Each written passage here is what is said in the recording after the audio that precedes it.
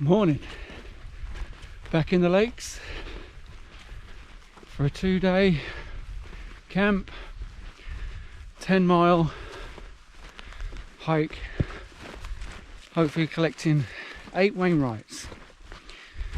I'm in the Kentmere region, going to do part of the Kentmere Horseshoe. I'm going to be first collecting Yoke, then Ilbel, Frostwick, and then Thornthwaite Crag. So the weather is glorious, although later there is forecast some mist, so I'll have to watch out, see how that goes.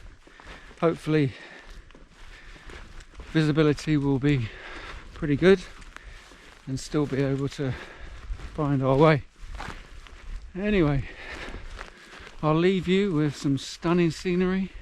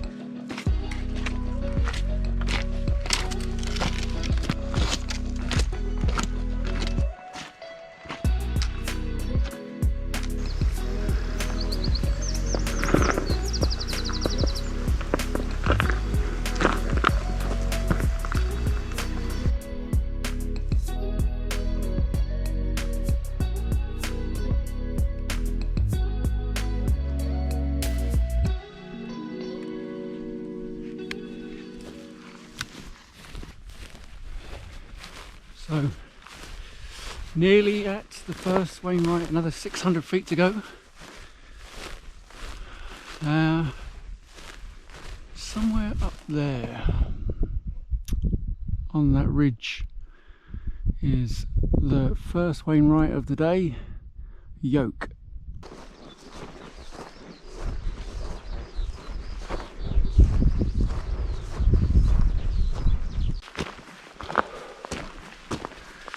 Just a few more yards to Yoke, and the mist has descended, bringing with it a very fine drizzle.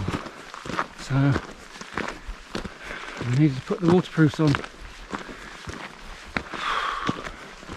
Still quite humid, which makes this quite tough, but not long now to Yoke. Yoke is best known as a southern outpost of the Ill Bell Ridge leading up to High Street from Gareburn Pass, and is usually dismissed as a dull, unattractive mound.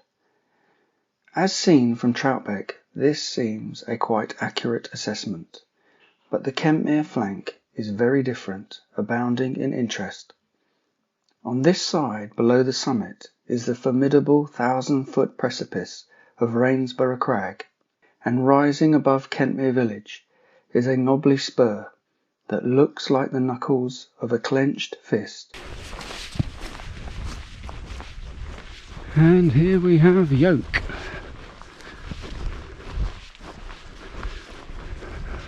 Sadly, the view isn't very much to look at, but we have finally got to Yoke. So this is the view.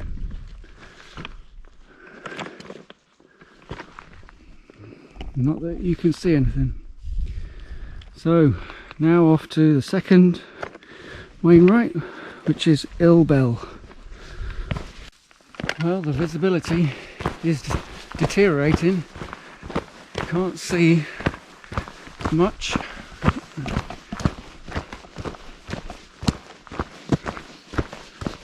So anyway,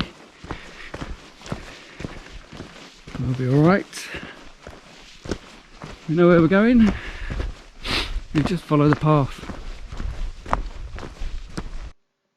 The graceful cone of Ill Bell is a familiar object to most residents of South Westmoreland and those visitors who approach Lakeland by way of Kendal and Windermere, although few who know it by sight can give it a name, and fewer still its correct name.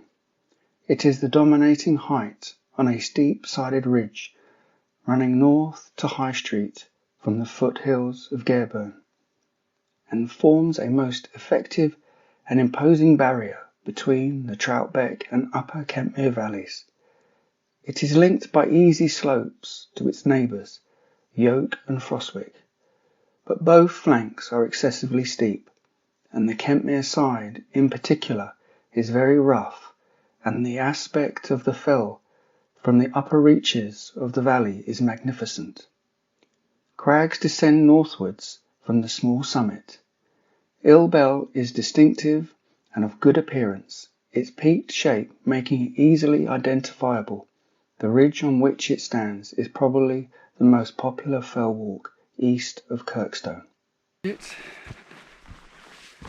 finally made it to the second Wainwright, Ill Bell, clouded in mist.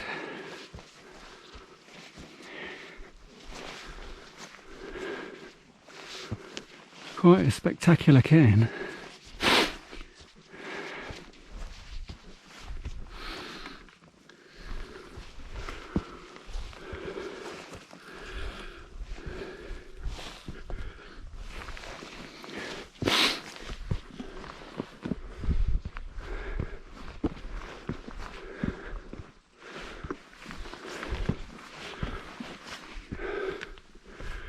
Not sure I can actually get to the top. There we go. Number 2. So that's number 2 in the bag. Off to the third Wainwright, which is Frostwick. Hopefully the views might be a bit better when we get there, but I'm not holding out much of a hope.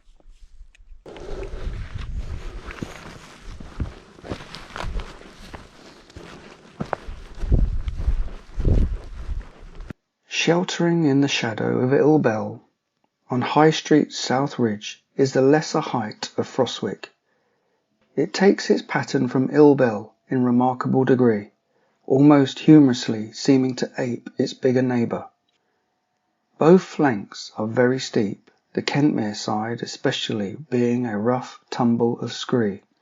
There are crags here facing up the valley. The grassy Troutbeck slope west is notable for Frostwick's one touch of originality, for it is cleft by a tremendous scree gully, Blue Gill, that splits the fellside from top to bottom. Easy slopes link the summit with Thornthwaite Crag and Ill Bell. This is the finest part of the ridge. Here we go. Just approaching Frostwick. Number 3 for today. Again, not much of a view, but we made it all the same.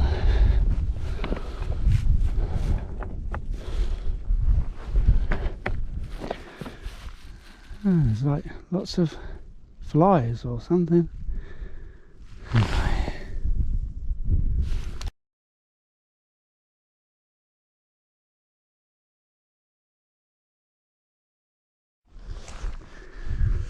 So that's where I was.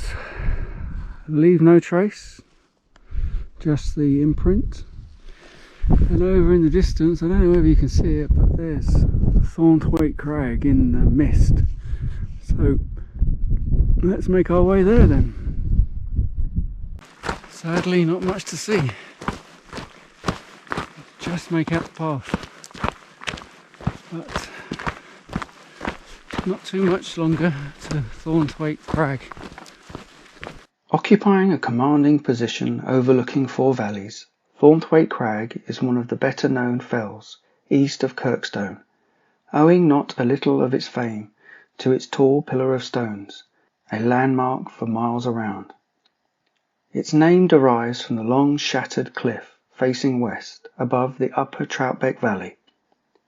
There are also crags fringing the head of the Hazewater Gill, and above the early meanderings of the River Kent. Apart from these roughnesses, the fell is grassy, and the ground to the east of the summit forming a wide plateau before rising gently to the parent height of High Street, of which Thornthwaite Crag is a subsidiary.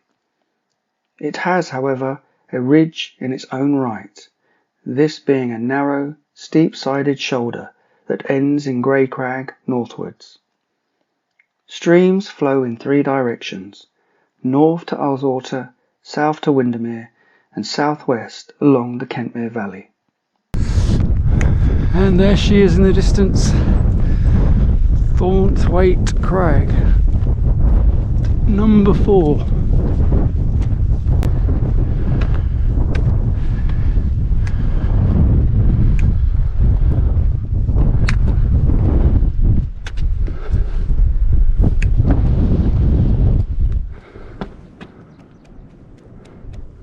Something just breaking through the mist down there. And over there the sky looks like it's clearing a little bit, but over there still thick mist.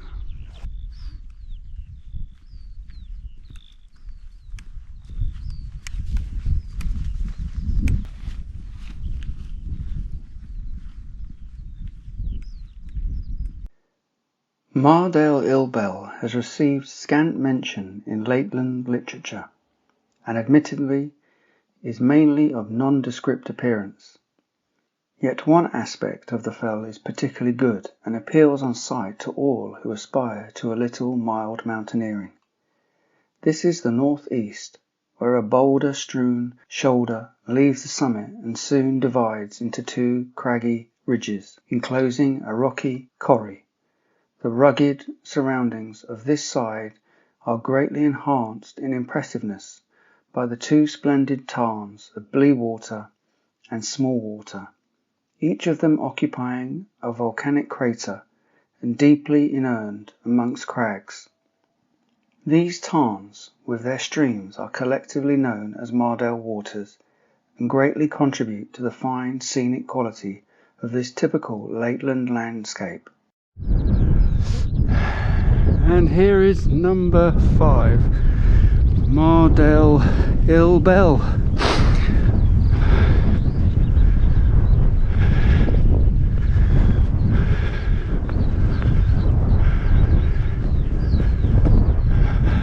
Well,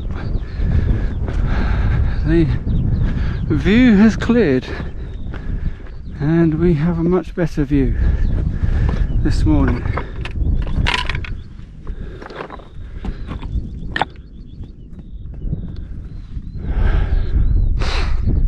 There we go. That's what we came for.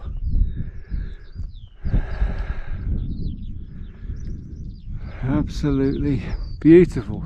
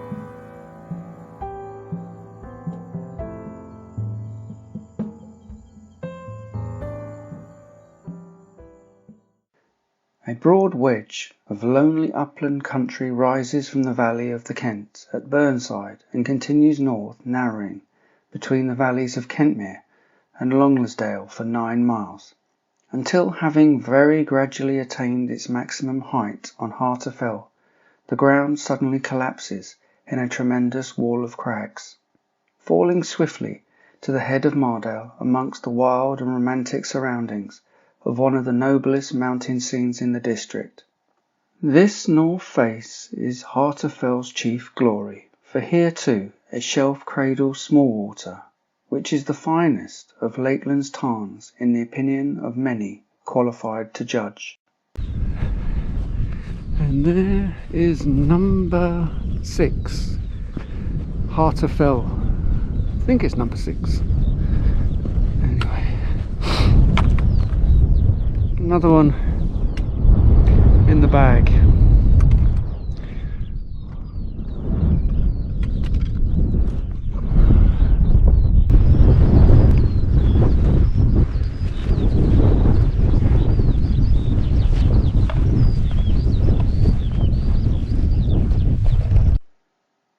A high ridge, a counterpart to the Ill Bell range across Kentmere, rises steeply to enclose the upper part of that valley on the east. This is the south ridge of Harter Fell, which, soon after leaving the parent summit, swells into the bare, rounded top of Kentmere Pike, a fell of some importance and of more significance to the inhabitants of the valley, as its name suggests, than Harter Fell itself.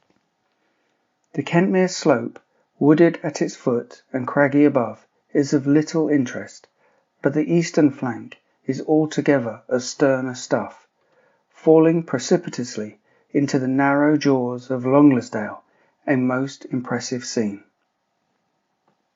And there is number 7 Kentmere Pike.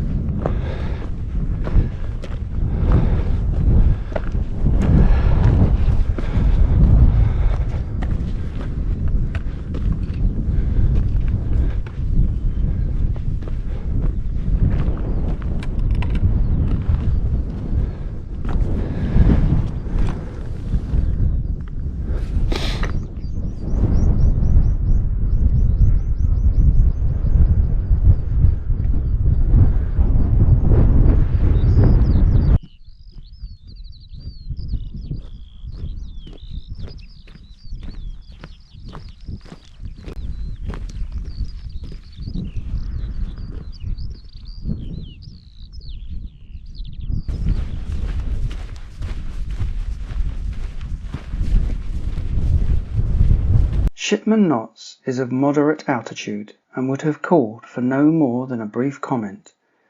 That it is a shoulder of Kentmere Pike, had it not earned for itself a separate chapter by reason of the characteristic roughness of its surface. Rocky outcrops are everywhere on the steep slopes, persisting even in the woods of Sadgill, although these seldom attain the magnitude of crags. The fell is usually climbed on the way to Harter Fell from the south, and its rock should be welcomed, for there is precious little beyond. And there is Shipment Knots, Wainwright number 8.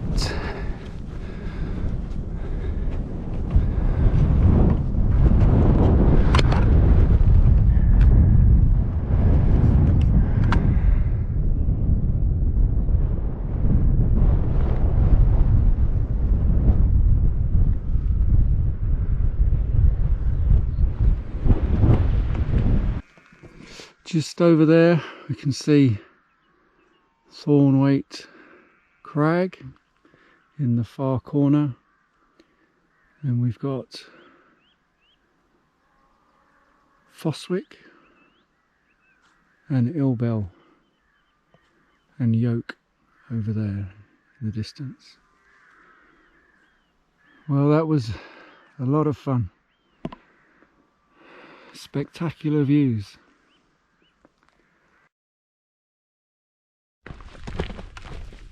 So that was it.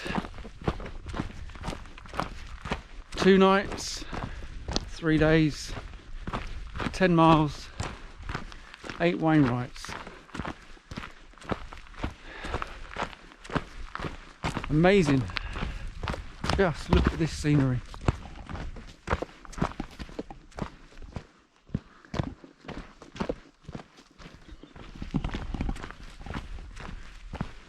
So nearly back at the car, about another mile to go. Not much to see probably on the way, so I'll sign off here, and thanks for watching, and I'll see you on the next one.